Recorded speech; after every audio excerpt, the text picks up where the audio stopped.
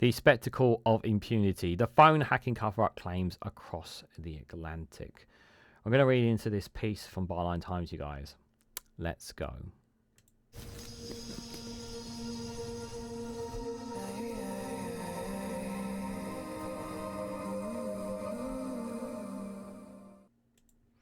Good morning, good afternoon, good evening, wherever you are in the world. This is Reganelite here with an article from Byline Times with the headline of The Spectacle of Impunity. Phone hacking cover-up claims across the Atlantic. With the news as senior Murdoch executives now face a civil trial, Peter Jukes looks back on a decade of deceit. Guys, while you're here, make sure you hit the like button and share it across social media so others are notified of this video.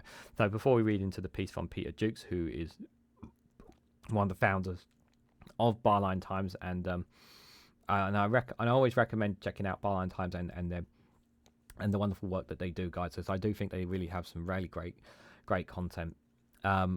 Let's talk again about phone hacking and the cover-up claims, because we have talked about this in the past. But I think, given that we are now in a general election fever season now, with just several weeks, 6 weeks or so to go, obviously until we have that general election debate, obviously how the media are going to handle and how they're going to back their certain politicians and how they're going to portray the campaigns itself is going to be fascinating, to say the least. But without a doubt, we will not forget that the damage that some of the mainstream media and the claims that Murdoch have been behind have obviously caused catastrophic damages across certain politicians. We know that the campaign being put on Jeremy Corbyn back in 2019, in my opinion, was completely out of order from the mainstream media. The portrayal of Jeremy Corbyn. Yes, there were anti-Semitic problems, but the highlighting of it and comparing it to Boris Johnson, considering that he was like a perfect person, he was anything but perfect. And we've seen the damage that Boris Johnson has done ever since he became Prime Minister, especially Partygate. People were manipulated into believing that Jeremy Corbyn was going to be worse off than Boris Johnson. Well, yeah, you still look back on that and you wonder, would we have been betterly managed during the COVID pandemic if Jeremy Corbyn was in charge? It's speculation, but in that part. But the phone hacking is not going away, and obviously here, with Murdoch executives facing civil trials, obviously, that's going to raise some eyebrows, obviously, without a shadow of a doubt. Now, are we still ever going to get the Leviston are going to be implemented as well, so that media here in the UK are going to be held to account? And that's another question that we have to ask as well. If a Labour government does come to power, are they going to do something about the media in this country?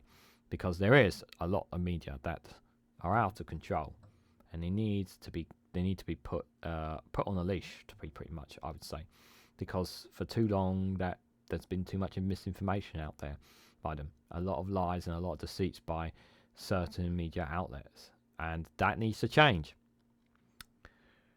Whether it will is another thing. So let's read what Peter Jukes has had to say here.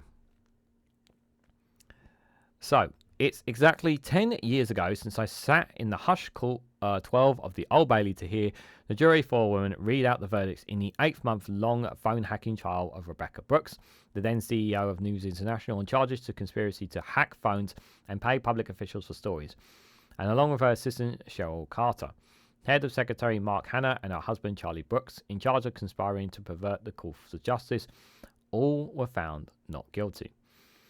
The verdict felt momentous. An estimated £100 million have been spent on legal teams, police investigations, and courts cost, more than 70% of that privately owned by Rupert Murdoch. I had also been told that if senior News International executives had been convicted, the police and Crown Prosecution Service were considering cooperating charges against the company and its controlling mind. However, that was all swept away by the verdicts. Minutes later, Brooks' deputy editor, the then defunded News of the World, and closed company Andy Coulson were found guilty of conspiracy to intercept voicemails. The majority of the other Murdoch journalists in Coulson's position, with such clear evidence against them, had pleaded guilty before the trial began. But standing in the trial, Coulson had helped Brooks. The strength of the case against him made against her seem comprehensively weak and more infidelial. Coulson had gone from News of the World to Downing Street, where he was David Cameron's head of communications. And at number 10 minutes later, the then Prime Minister had to answer questions in the House of Commons from the then Labour leader Ed Miliband. Cameron said he had given a second chance and regretted it. Could have been another defining moment. Yeah, that's the problem.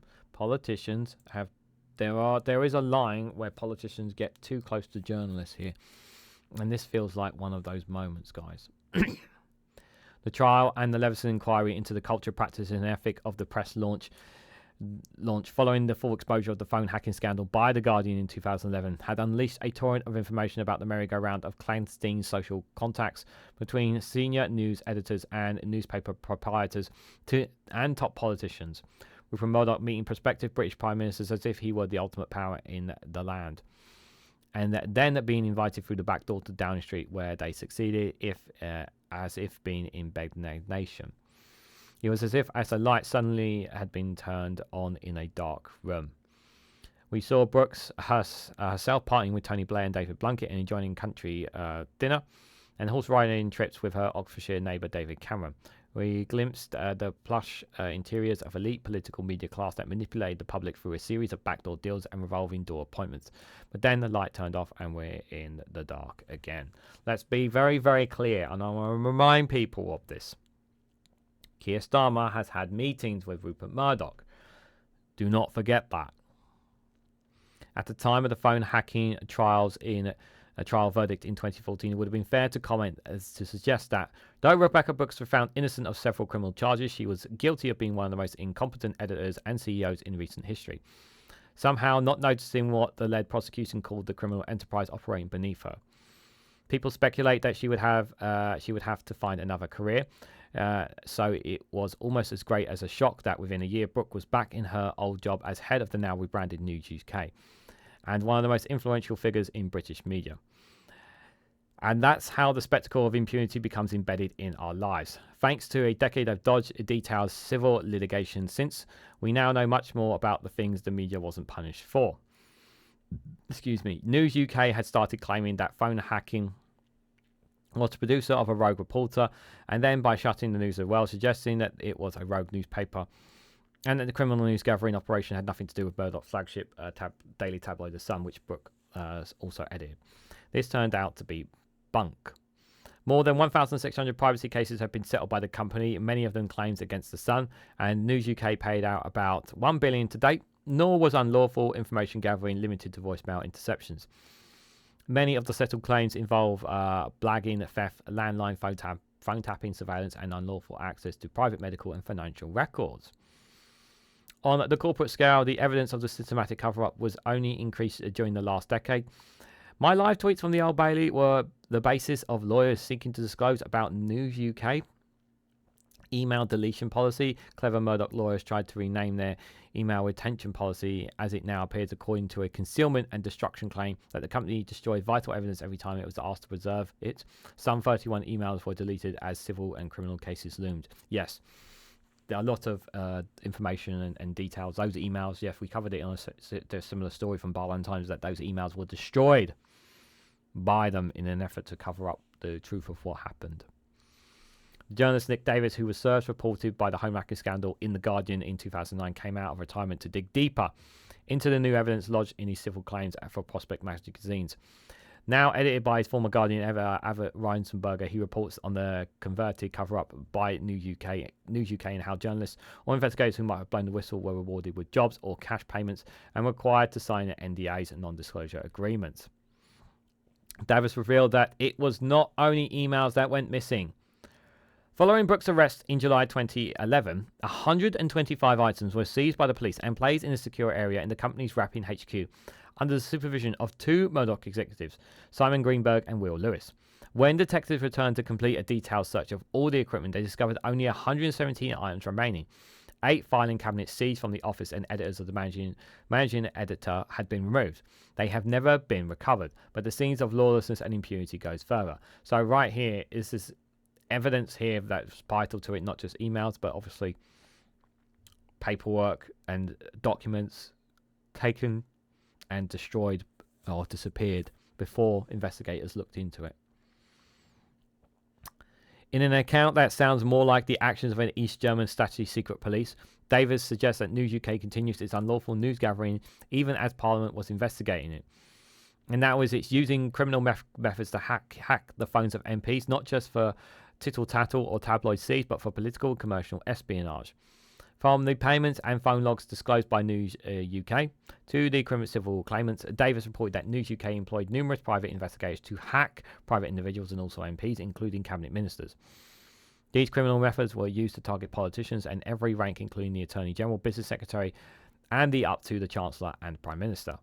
More than 1,500 suspicious calls from greater number of Murdoch rapping HQ, targeting 16 Liberal Democrats MPs and many MPs from other parties. There were suspicious calls to Dominic Greaves, the then Attorney General, when as Director of Public Prosecutions he was considered possible prosecutions against journalists. 5 members of the House of Commons Digital Culture, Media and Sports Committee perceived to be hostile to Murdoch's commercial interests and received hundreds of inexplicable calls. One MP who was hacked told the High Court that the pattern of behaviour was senile and outrageous attempts to subvert the legitimate process of parliamentary scrutiny. Both as Chancellor and then Prime Minister, Gordon Brown was targeted 24 times from the Walpin hub. He's now considering joining the civil servant claim against News UK and has written to the Metropolitan Police Commissioner Sir Mark Rowley to request a meeting as a precursor to a new criminal investigation into these allegations of espionage. He was also asking the police to look at corporate cover-up at News UK. Whether the police will reopen its investigation remains unclear. There is a civil trial against News UK to be scheduled next year. In the meantime, this spectacle of impunity of the last decade has served as a stern lesson to the entire political media class. If they can lie and cover up verminously and shamelessly enough, they can get away with it. It's not just Rebecca Brooks. For many prominent parties and the phone hacking scandal, it seems it will have helped rather than hinder their careers. Will Lewis, the news corporate executive who has been overseeing the disclosure to the police, was recently elevated to the role of CEO at the Washington Post, the newspaper once famed for exposing Richard Nixon's Watergate cover-up, with the fearless reporting team of Bob Woodward and Carl Bernstein. The former Sun editor Tony Gallagher, now editor of The Times, faces civil claims of unlawful information gathering for allegedly commissioning private investigations during his time at the Daily Mail as a senior editor. And so too does Victoria Newson, now editor of The Sun. Piers Morgan, who was a judge at last year, concluded he must have known about phone hacking when he was editor of The Mirror. He was given a reported £15 million a year for a year contract by Murdoch as the host of Talk TV. No bad deed goes unrewarded. You're starting to see a pattern if you haven't already seen the pattern building here. And it's not just media figures. The example of impunity emboldened by the press luminaries shines out over the entire political landscape, and it goes a long way to expand the forces underlying many of the disasters of the last decade. It is surely no accident media figures and newspapers involved in cover-up. The dark figures of Fleet Street were key players to the lies, dirty data and electoral dark arts of the EU referendum campaign in 2016. Now, make no mistake about the EU referendum campaign. There was a lot of faults on the Remain campaign as well, not doing enough to highlight the benefits of staying within the EU. It's very important to remember that as well. It's not just the Leave campaign was very good. And obviously, yes, the media and how they highlighted it all was very important. Nearly all of these papers pushed the propaganda and disinformation of the official Vote Leave campaign fronted by Boris Johnson and Michael Gove, or its unofficial rival Leave.eu led by Nigel Farage. Even The Sun registered itself as a campaigning organisation with the Electoral Commission in its fever support for a Leave vote in the referendum. The owners of The Telegraph, having previously been fined for sharing relationship data with the Conservative Party during the 2015 general election, were invited to meetings with the infamous Cambridge Analytica, remember them, data harvesting company, and Leave.eu. After David Cameron resigned in the wake of the shock result, his successor Theresa May became the next focus of the embroiled political media class. She was pressured into dropping the overuse of the second part of the Leveson inquiry into the relationship between journalists and the police, which could only take place after the criminal cases had concluded. Excuse me. Her then General Secretary Matt Hancock, not him, suggested to the House of Commons that Lord Justice Leveson himself did not want to be part of the inquiry to go ahead, when in fact he said no such thing, merely that he could not be a presiding judge. In 2018, when Caroline Carwaller in the Observer revealed massive data harvesting and misuse, unlawful election overspread by the vote lead, and a riot of meetings between Russian and Leave.eu. These same newspapers did their best to mock or minimise them, and so the rot spread from Fleet Street to Westminster, undermining all the norms of political life, both written and unwritten. The same political media class went on to topple May and for Boris Johnson, who called phone hacking left-wing coswops on the country. They applaud his unlawful prorogation of Parliament, the Mail-branded Supreme Court judges who ruled on the enemies of the people, and his hard exit from the EU. They lauded his handling of the pandemic following the science when Johnson was in fact resisting it. And for 2 years, they ignored the multiple breaches of the ministerial code, the conflicts of interest with hedge fund donors, and billions of wasted in crony COVID contracts through VIP lanes. During this time, the newspaper cartelled, benefiting from what Johnson's former chief executive Dominic Cummings referred to as a bung, when they were dressed up as a COVID relief, hundreds of millions of pounds in subsidies from the government in the form of pandemic adverts and VAT reliefs, as circulation figures dropped during the early days of the crisis. The rot has not stopped. The impunity lives on. When Johnson's self-learning, lies, and complete lack of standing became too much, the Mail, the Telegraph, and the Sun boasted the even worse replacement Liz Truss. See, this is they're lining up their own people consistently here, whose short tenure in Downing Street caused a run on glittered edge securities, a near collapse of pension funds, and a massive hike in interest rates. Yes, people must not forget, if it wasn't for the Bank of England, people would have lost their pensions. That's massive. Both Johnson and Truss are still regularly still hereticked as true conservatives in their historical bankrupt ideas, paraded on the pages of right-wing newspapers as worthy of our attention. Their past mistakes and misdemeanours papered over by a press that has too many mistakes and misdemeanours for its own to know the difference. Who is really blackmailing who? Who is really the client? Who is really the provider? Or have media and politics merged that they become a single entity corrupting both representative politics and the politics of representation?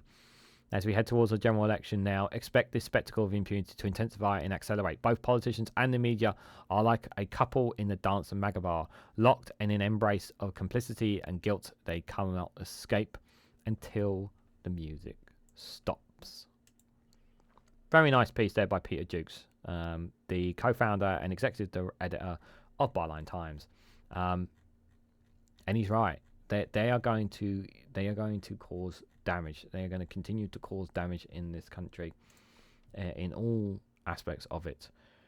And until we have media reform, this is going to continue. We are going to be fed misinformation on continuously in this country, and we have to be wary of what information we take out there. To take things with a pinch of salt. It's going to be very dangerous as long as they continue to have an influence. And like I said, Keir Starmer has had conversations with Rupert Murdoch. He's had to, some people have argued, in order to keep him sweet. But until we have proportional representation, until we have media reform, there will always be others that will influence politicians to serve their own interests and not that of the British people. But what do you guys make of this piece? What do you make of the phone hacking cover-up claims? What do you make of Peter Jukes' analysis there? It's a fascinating piece to read, but I want to know what you guys thought of it all. Let me know in the comments section down below. If you found this piece interesting, please hit the like button. I greatly appreciate it. Share it across social media so others are notified of this video. And subscribe, because it really does help support the channel. And if you want to go one step further, financially support me and the work that I do here, you can do so by becoming a YouTube member for this one's 99p, or join me on Rumble or Patreon for exclusive content there as well. So thank you all so much for watching. I hope to catch you all very, very soon.